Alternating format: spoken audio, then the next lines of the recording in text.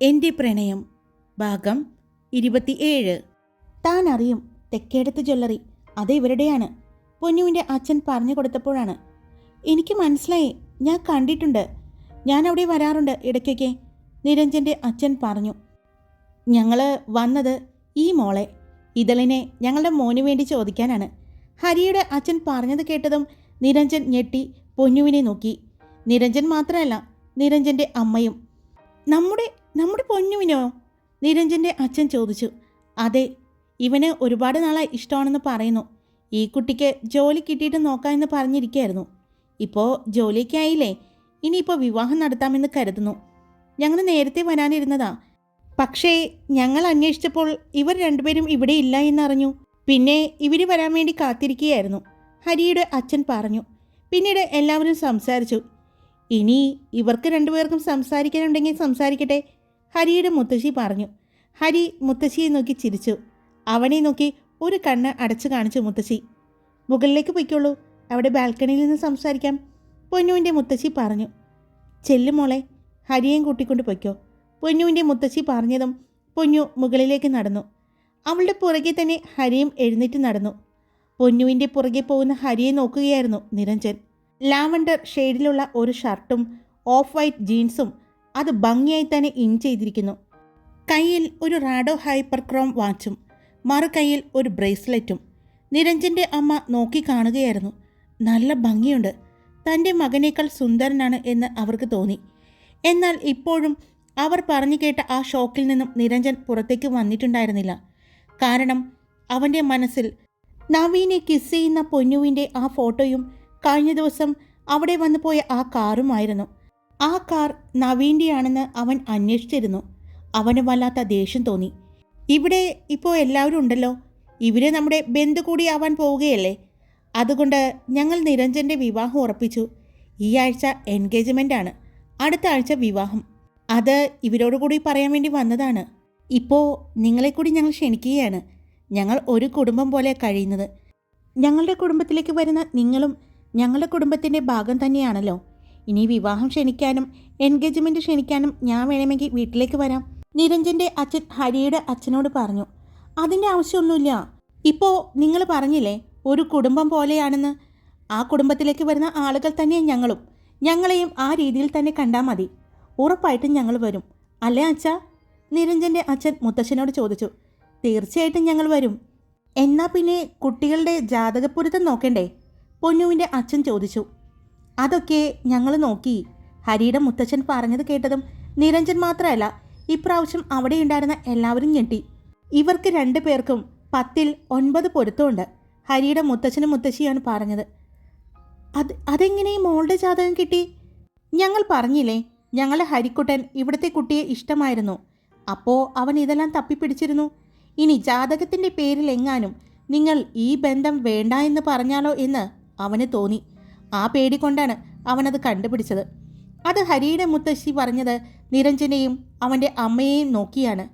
അതിന് അവനെ സഹായിച്ചത് ഇവിടെ നിന്നുള്ള കുട്ടികളാണെന്ന് പറഞ്ഞ് ഹരിയുടെ മുത്തശ്ശി വാണിയെയും ശ്രദ്ധയെയും ഐറയെയും നോക്കി. അവർ മാത്രമല്ലാട്ടോ, എല്ലാവരും അവരെയാണ് നോക്കിയത്. അപ്പോൾ ഇവർക്കറിയായിരുന്നോ ഇക്കാര്യങ്ങൾ? അത്ഭുതത്തോടെ പൊന്നുവിൻ്റെ അച്ഛനും അമ്മയും ഒരേ സ്വരത്തിൽ ചോദിച്ചു. അറിയാമെന്ന് ചോദിച്ചാൽ ഇതളിനെ ഇഷ്ടമാണെന്ന് ഹരിയേട്ടൻ ഒരിക്കൽ പറഞ്ഞിട്ടുണ്ട് ഞങ്ങളോട്, പക്ഷേ അവളോട് പറഞ്ഞിട്ടില്ല. അത് ഹരിയേട്ടൻ തന്നെ പറയും എന്ന് പറഞ്ഞു. അതിനുവേണ്ടി ഞങ്ങൾ വെയിറ്റ് ചെയ്യായിരുന്നു, ശ്രദ്ധ പറഞ്ഞു. ആഹാ, അപ്പോൾ ഇതിനിടയ്ക്ക് അങ്ങനെയൊക്കെ കാര്യങ്ങളുണ്ടായിരുന്നു അല്ലേ? അത് കേട്ട് എല്ലാവരും ചിരിച്ചു. മുകളിലെ ബാൽക്കണിയിൽ ചെന്ന് നിന്ന പൊന്നു ഒന്നും മിണ്ടാതെ നിൽക്കുന്നത് കണ്ട് ഹരി അവളുടെ അടുത്തേക്ക് ചെന്നു. എന്താണ്, രാവിലെ കണ്ടപ്പോൾ ഇങ്ങനെ ആയിരുന്നല്ലോ, എന്നോട് ചേർന്ന് നിന്ന ആളാണല്ലോ, ഇപ്പോൾ എന്താ ഇങ്ങനെ ഒരു അകൽച്ചയിൽ നിൽക്കുന്നത്? അവൻ ചോദിച്ചു. നിരഞ്ജനെ അവിടെ കണ്ടപ്പോൾ സങ്കടമായോ? ഹരി ചോദിച്ചു. ഇല്ല. പിന്നെ എന്താ പറ്റിയത് എൻ്റെ പൊന്നൂട്ടിക്ക്? ഒന്നുമില്ല, അവൾ പറഞ്ഞു. ഒന്നുമില്ലെങ്കിൽ ഇങ്ങനെ വിഷമിച്ചിരിക്കരുത്. ഒരു മരണ വീട്ടിലെ പോലെ ഇരിക്കുന്നു. അതൊന്നും വേണ്ട. ഞാനിവിടെ ജീവനോട് നിൽക്കുകയല്ലേ, പിന്നെ എന്തിനെങ്ങനെ സങ്കടപ്പെട്ട് നിൽക്കുന്നത്? നീ ഇപ്പോൾ ഹരിരുദ്രദേവിൻ്റെ പെണ്ണാണ്. അതുകൊണ്ട് നല്ല സന്തോഷമായിട്ട് എപ്പോഴും നിന്റെ ചുണ്ടിലുള്ള ഒരു പുഞ്ചിരിയില്ലേ, അതുമായിട്ട് വേണം നടക്കാൻ. ഇനി മറ്റൊന്നിനെക്കുറിച്ചും ആലോചിച്ച് സങ്കടപ്പെടണ്ട കേട്ടോ എന്ന് പറഞ്ഞ് അവൻ അവളുടെ കയ്യിൽ പിടിച്ചു. അവൾ അവൻ്റെ മുഖത്തേക്ക് നോക്കി. അവൻ്റെ കണ്ണുകളിൽ അവളോടുള്ള പ്രണയം അവൾക്കിപ്പോൾ കാണാൻ പറ്റുന്നുണ്ട്. സങ്കടപ്പെട്ടു നടക്കോ? അവൻ ചോദിച്ചു. അവൾ ഒന്നും മിണ്ടിയില്ല. പറയ് പൊന്നൂട്ടി, അവൻ വീണ്ടും അവളെ കയ്യിൽ പിടിച്ചുകൊണ്ട് ചോദിച്ചു. ഇല്ല, അവൾ പറഞ്ഞു. എന്തില്ല എന്നാ പറയുന്നേ? ഞാൻ സങ്കടപ്പെടില്ല. ഉറപ്പല്ലേ? അതെ. അപ്പോൾ ഈ ഹരിരുദ്രദേവിൻ്റെ നല്ല പാതിയാകാൻ റെഡിയല്ലേ? അവൻ അവളുടെ കണ്ണുകളിലേക്ക് തന്നെ നോക്കി ചോദിച്ചു. സമ്മതാണ്, അവൾ പറഞ്ഞു. എന്നാ താഴേക്ക് പോകാം. ഈ സമ്മതം നമ്മൾ രണ്ടുപേരും ഒരുമിച്ച് തന്നെ എല്ലാവരെയും അറിയിക്കുന്നു എന്ന് പറഞ്ഞ് അവൻ അവളുടെ തോളിലൂടെ ചേർത്ത് പിടിച്ചു. അവൾ അവൻ്റെ മുഖത്തേക്ക് നോക്കി. എന്താ അതിങ്ങനെ താഴേക്ക്? നമ്മൾ ഇങ്ങനെ തന്നെ താഴേക്ക് പോകും എന്ന് പറഞ്ഞ് അവളെയും ചേർത്ത് പിടിച്ചുകൊണ്ട് തന്നെ അവൻ നടന്ന് പടികൾ ഇറങ്ങി. ഹാളിലേക്ക് വരുന്ന പൊന്നുവിനെയും ഹരിയെയും എല്ലാവരും അത്ഭുതത്തോടെ നോക്കി നിന്നത്. ഹരി പൊന്നുവിൻ്റെ തോളിലൂടെ കൈ ചേർത്ത് പിടിച്ചിരിക്കുകയാണ്. എല്ലാവരും പരസ്പരം നോക്കുന്നുണ്ട്. ഹരി എല്ലാവരുടെയും മുന്നിൽ വന്ന് നിന്നുകൊണ്ട് പറഞ്ഞു. എനിക്കറിയാം നിങ്ങൾ എന്താ ഇങ്ങനെ നോക്കുന്നതെന്ന്. പെട്ടെന്ന് ഞാൻ ഇവളെ ഇങ്ങനെ ചേർത്ത് പിടിച്ചത് കൊണ്ടല്ലേ? അതിന് ഒരു കാരണമുണ്ട്. ഇവൾ എന്നോട് ഇഷ്ടം പറഞ്ഞത് ഇന്നാണ്. പക്ഷേ ഇവളെ ഞാൻ ഇഷ്ടപ്പെടാൻ തുടങ്ങിയിട്ട് കുറേ നാളായി. അവളെ ആദ്യമായി കണ്ടപ്പോൾ തന്നെ ഇഷ്ടം തോന്നി തുടങ്ങിയതാണ്. അന്ന് ഇവർ +2 പഠിക്കുകയാണ്. അവിടെ നിന്നും ഇത്രയും വർഷം ഇവളോട് പറയാതെ ഞാൻ എൻ്റെ പ്രണയം കൊണ്ടു നടക്കുകയായിരുന്നു. ഞാൻ മനസ്സ് തുറന്ന് എൻ്റെ പ്രണയം, എൻ്റെ ഇഷ്ടം ഞാൻ അവളോട് ഇന്ന് പറഞ്ഞു. അത് പൊന്നു സ്വീകരിച്ചത് ഇന്നാണ്. അത് ഹരി പറഞ്ഞത് ഇന്ന് രാവിലെ ഉണ്ടായ സംഭവം ഓർത്തിട്ടാണ്. ഇന്ന് രാവിലെ അമ്പലത്തിൽ വെച്ചാണ് അവൾ വിവാഹം കഴിക്കാൻ സമ്മതം പറഞ്ഞത്. ഇത് ഞാനിപ്പോൾ തുറന്ന് പറയാനുള്ള കാരണം എന്താണെന്ന് വെച്ചാൽ, എനിക്ക് നിങ്ങളുടെ മകൾ ഇതളിനെ വിവാഹം കഴിച്ചു തരുമോ എന്ന് പറഞ്ഞ് അവൻ പൊന്നുവിൻ്റെ അച്ഛൻ്റെ മുഖത്തേക്ക് നോക്കിക്കൊണ്ടാണ് ചോദിച്ചത്. എടാ മോനെ, അവർ സമ്മതിച്ചു. മുത്തച്ഛൻ പറഞ്ഞതും അവൻ പൊന്നുവിൻ്റെ അച്ഛൻ്റെ മുഖത്തേക്ക് നോക്കി. ഇവളെ ഞാൻ എൻ്റെ ജീവനെ പോലെ നോക്കിക്കൊള്ളാം. ആ ഒരു ഉറപ്പ് പൊന്നുവിൻ്റെ അമ്മയ്ക്കും അച്ഛനും ഞാൻ തരാം. അത്രയ്ക്ക് ഇഷ്ടമായത് കൊണ്ടാണ് അവൻ അവൻ്റെ ഇഷ്ടം എല്ലാവരുടെയും മുന്നിൽ വെച്ച് പറയുകയായിരുന്നു. എത്രത്തോളം പൊന്നുവിനെ ഇഷ്ടപ്പെടുന്നുണ്ടെന്ന് അവളുടെ അച്ഛനെയും അമ്മയെയും എല്ലാവരെയും ബോധ്യപ്പെടുത്തുകയാണെന്ന് പൊന്നുവിനും കൂട്ടുകാർക്കും തോന്നി. എന്നാ പിന്നെ ഇനി അടുത്ത മുഹൂർത്തം തന്നെ നോക്കാം അല്ലേ? ഹരിയുടെ അച്ഛൻ പറഞ്ഞു. അയ്യോ, ഈ ദിവസങ്ങളിൽ നോക്കല്ലേ. ഞാൻ പറഞ്ഞില്ലേ, ഈ ആഴ്ച നിരഞ്ജൻ്റെ എൻഗേജ്മെൻ്റ് ആണ്. പിന്നത്തെ ആഴ്ച കല്യാണവുമാണ്, നിരഞ്ജൻ്റെ അച്ഛൻ പറഞ്ഞു. എന്നാൽ ഹരി പറഞ്ഞ കാര്യങ്ങളെല്ലാം കേട്ട് ഞെട്ടി നിൽക്കുകയായിരുന്നു നിരഞ്ജനും അവൻ്റെ അമ്മയും. പിന്നീട് ആ ഞെട്ടൽ മാറി നിരഞ്ജൻ്റെ കണ്ണുകളിൽ പൊന്നുവിനോടുള്ള ദേഷ്യം കത്തി ജ്വലിക്കുന്നുണ്ട്. എന്നാ പിന്നെ മീനമാസത്തിൽ നടത്താം. എന്തു പറയുന്നു? ഇനിയിപ്പോൾ മണ്ഡലകാലമൊക്കെ തുടങ്ങിയല്ലേ, അത് കഴിഞ്ഞിട്ട് നമുക്ക് നടത്താം. എൻഗേജ്മെൻറ്റ് വേണമെങ്കിൽ ഈ മാസം അവസാനം നടത്തി വയ്ക്കാം. എന്തു പറയുന്നു? ഹരിയുടെ മുത്തച്ഛൻ പൊന്നുവിൻ്റെ അച്ഛനോടും അമ്മയോടും മുത്തശ്ശിയോടും ചോദിച്ചു. അത് മതി, അങ്ങനെ തന്നെ ആവട്ടെ. എന്നാ പിന്നെ ആ ചടങ്ങ് നടത്താല്ലേ? ഹരിയുടെ മുത്തശ്ശി ചോദിച്ചതും എല്ലാവരും എന്താണെന്നുള്ള രീതിയിൽ അവരെ നോക്കി. മുത്തശ്ശി എഴുന്നേറ്റ് പൊന്നുവിൻ്റെ അടുത്തേക്ക് വന്നു.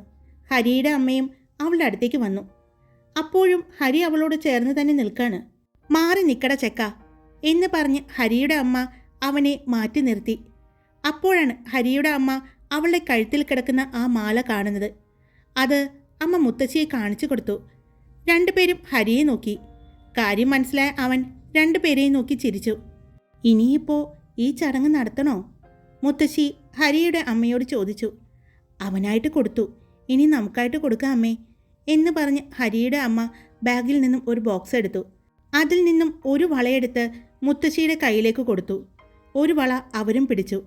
പൊന്നുവിൻ്റെ കൈ പിടിച്ച് മുത്തശ്ശി അത് ഇട്ടുകൊടുക്കാൻ പോയതും ഹരി മുത്തശ്ശിയുടെ അടുത്തേക്ക് ചേർന്ന് നിന്നുകൊണ്ട്, ഞാൻ ഇട്ടുകൊടുക്കട്ടെ? അവൻ പതിയെ ചോദിച്ചു. അവൻ എന്താ ചോദിച്ചതെന്ന് അറിയാൻ എല്ലാവരും മുത്തശ്ശിയെ നോക്കി. നിന്റെ കഴുത്തിൽ കിടന്ന ആ മാല എങ്ങനെയാണ് അവളുടെ കഴുത്തിൽ വന്നത്? എപ്പോഴാണ് എന്നൊന്നും എന്നോട് പറഞ്ഞില്ലല്ലോ. അതുകൊണ്ട് ഞാൻ സമ്മതിക്കില്ല, മുത്തശ്ശി പറഞ്ഞു. എൻ്റെ പൊന്നുമുത്തുവല്ലേ, അത് യാദൃച്ഛികമായി സംഭവിച്ചതാണ്. എന്ന്, എപ്പോൾ, എങ്ങനെ? മുത്തശ്ശി ചോദിച്ചു. ഞാൻ പറയാം, വിശദമായിട്ട് തന്നെ പറഞ്ഞു തരാം. അല്ല, ഇന്ന് രാവിലെ ഞാൻ നിന്റെ കഴുത്തിൽ മാല കണ്ടല്ലോ, അതപ്പോൾ ആരുടെയാ? മുത്തശ്ശി പതിയെ ചോദിച്ചു. അവൻ മുഖമുയർത്തി പൊന്നുവിനെ നോക്കിക്കൊണ്ട് കണ്ണുകൊണ്ട് മുത്തശ്ശിക്ക് കാണിച്ചു കൊടുത്തു. അത് കേട്ടതും മുത്തശ്ശി കണ്ണുകൾ വിടർത്തി ഹരിയെയും പൊന്നുവിനെയും മാറി മാറി നോക്കി. എന്താ അവിടെ? മുത്തശ്ശൻ ചോദിച്ചു. അത് പിന്നെ ഇവന് ഈ വള അവൻ്റെ പെണ്ണിനെ ഇട്ടുകൊടുക്കണമെന്ന് മുത്തശ്ശി പറഞ്ഞു. അത് കേട്ടതും എല്ലാവരും ചിരിച്ചു. ഇട്ടുകൊടുക്കട്ടെ, അവൻ്റെ ഒരു ആഗ്രഹമല്ലേ. അവൻ തന്നെ സെലക്ട് ചെയ്ത് കൊണ്ടുവന്ന വളയാണ്, അവൻ തന്നെ ഇട്ടുകൊടുക്കട്ടെ, മുത്തശ്ശനും പറഞ്ഞു. ഹരി മുത്തശ്ശിയുടെ കയ്യിൽ നിന്നും വള വാങ്ങി. അവൻ അവളുടെ നേരെ കൈനീട്ടി. പൊന്നു കണ്ണുകൾ ഉയർത്തി അവനെ നോക്കി. അവൻ കൈവയ്ക്കാൻ വേണ്ടി കാണിച്ചു. പൊന്നു മുഖമുയർത്തി വാതിക്കൽ നിൽക്കുന്ന നിരഞ്ജനെയൊന്ന് നോക്കി. പിന്നെ അടുത്തു തന്നെ നിൽക്കുന്ന അവൻ്റെ കയ്യിൽ പിടിച്ചു നിൽക്കുന്ന അവൻ്റെ അമ്മയെയും നോക്കി. നിരഞ്ജൻ്റെ കണ്ണുകളിലെ ദേഷ്യം അവൾക്ക് മനസ്സിലായി. എന്നാൽ അവൾ അത് കാര്യമാക്കാതെ പിന്നെ മുത്തശ്ശിയെയും നോക്കി. മുത്തശ്ശി കൊടുക്കുവാൻ കണ്ണുകൾ കൊണ്ട് കാണിച്ചു. അവൾ പിന്നെ അച്ഛനെയും അമ്മയെയും ആണ് നോക്കിയത്. അവരും ഒരു പുഞ്ചിരിയോടെ തന്നെ നിൽക്കുന്നുണ്ട്. അവൾ അവളുടെ വലത് കൈയെടുത്ത് അവൻ്റെ കയ്യിലേക്ക് വച്ചു കൊടുത്തു. ഹരി ആ കൈയിലേക്ക് അവൻ തന്നെ അവൻ്റെ ഇഷ്ടത്തിന് അവൻ്റെ പെണ്ണിനായി എടുത്ത ആ വള ഇട്ടുകൊടുത്തു. എന്നാ ഹരിക്കുട്ടാ, ഇതുകൂടി നീ തന്നെ ഇട്ടോ, അമ്മ പറഞ്ഞതും. അത് വേണ്ട, അത് അമ്മായിമ്മയുടെ അവകാശമാണ്, മുത്തശ്ശി പറഞ്ഞു. അത് കേട്ടതും ഹരി മുത്തശ്ശിയെ നോക്കി. മുത്തശ്ശി മൈൻഡ് ചെയ്യാതെ ചുണ്ട് കൂർപ്പിച്ച് കാണിച്ചു.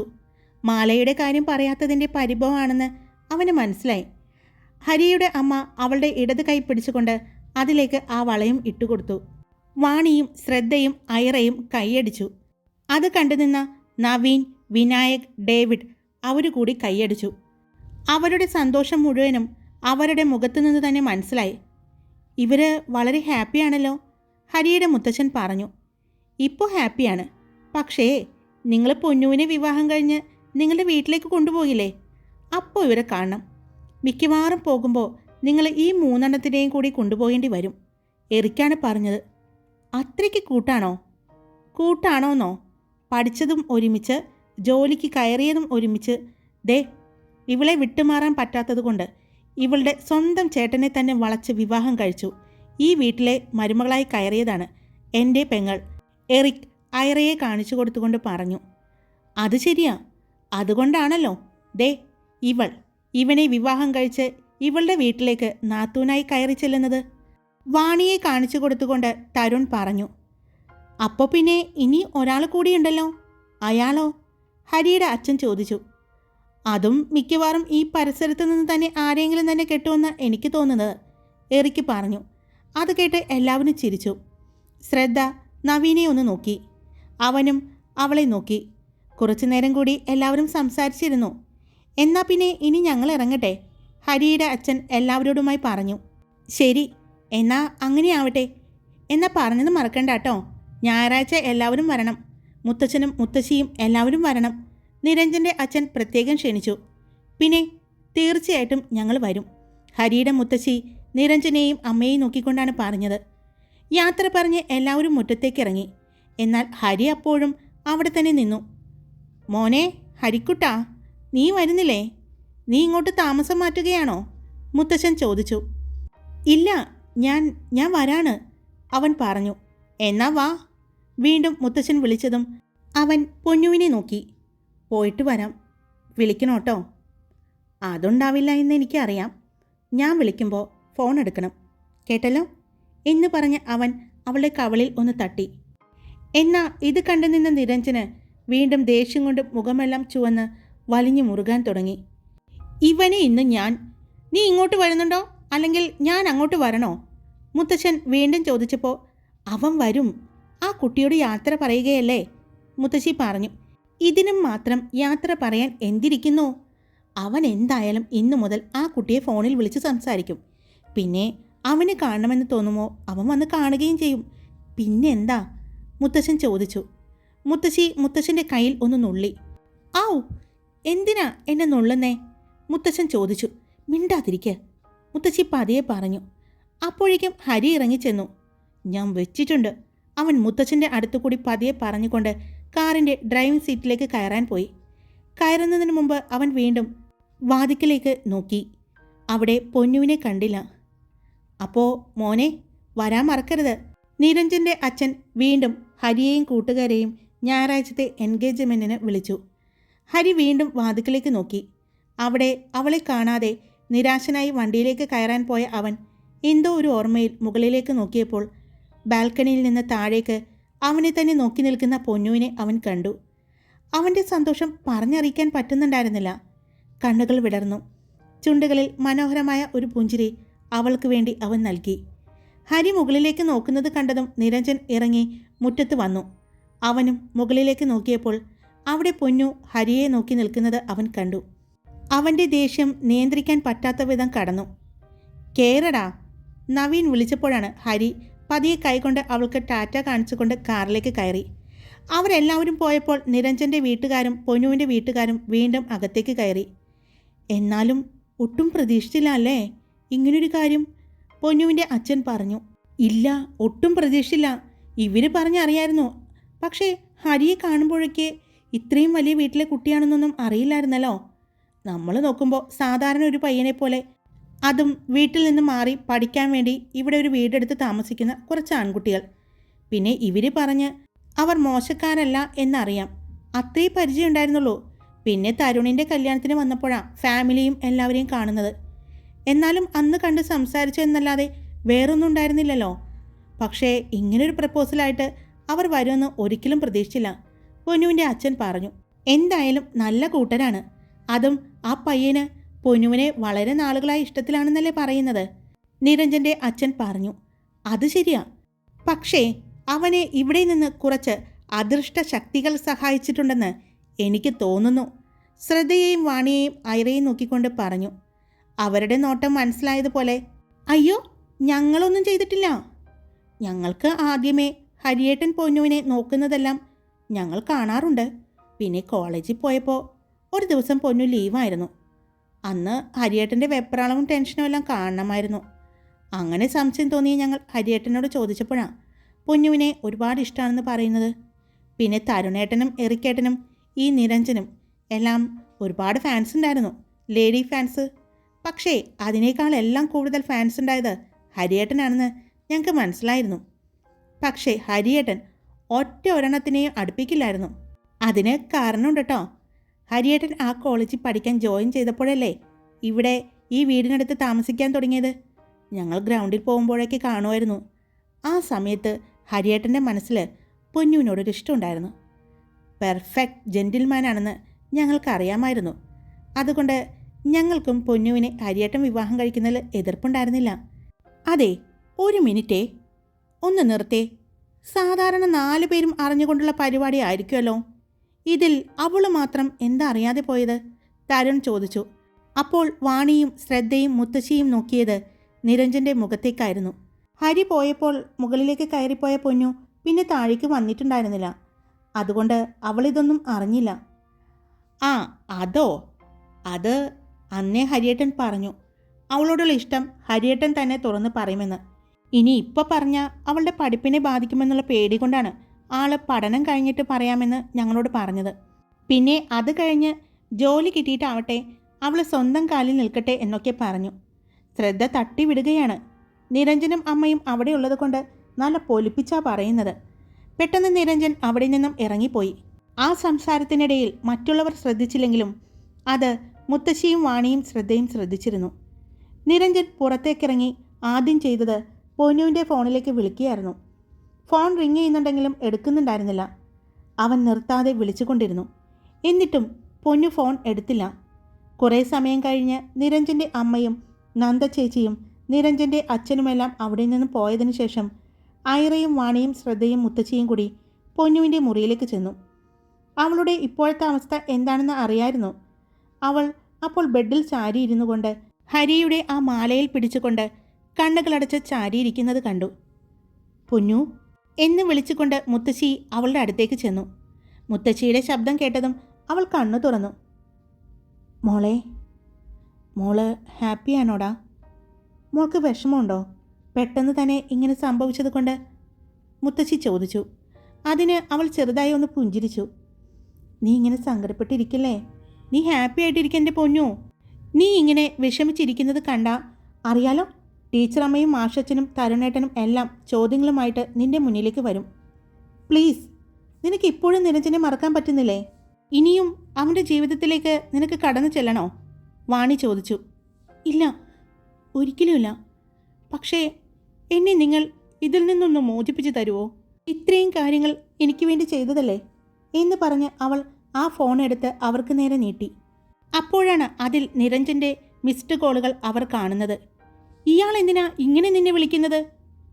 അപ്പോഴാണ് വീണ്ടും ഫോൺ റിങ് ചെയ്തത്. ഹായ്, എല്ലാവരും സുഖമായിട്ടിരിക്കുന്നോ? ഞാൻ സുഖമായിട്ടിരിക്കുന്നു. ഇന്നലെ ഈ സ്റ്റോറി ഞാൻ അപ്ലോഡ് ചെയ്തിട്ട് 2 മണിക്കൂർ ശേഷമാണ് ഇത് നിങ്ങളിലേക്ക് എത്തിയത്. ചെക്കിങ് നടന്നുകൊണ്ടിരിക്കുകയായിരുന്നു അത്രയും സമയം. എന്നിട്ട് വീഡിയോ ഞാൻ അപ്ലോഡ് ചെയ്തിട്ട് വീണ്ടും ചെക്കിങ് കാണിച്ചു. അപ്പോഴേക്കും കുറച്ച് പേരൊക്കെ കണ്ടിട്ടുണ്ടായിരുന്നു, അവർ കമൻസും വിട്ടിട്ടുണ്ടായിരുന്നു, ലൈക്കും ചെയ്തിട്ടുണ്ടായിരുന്നു.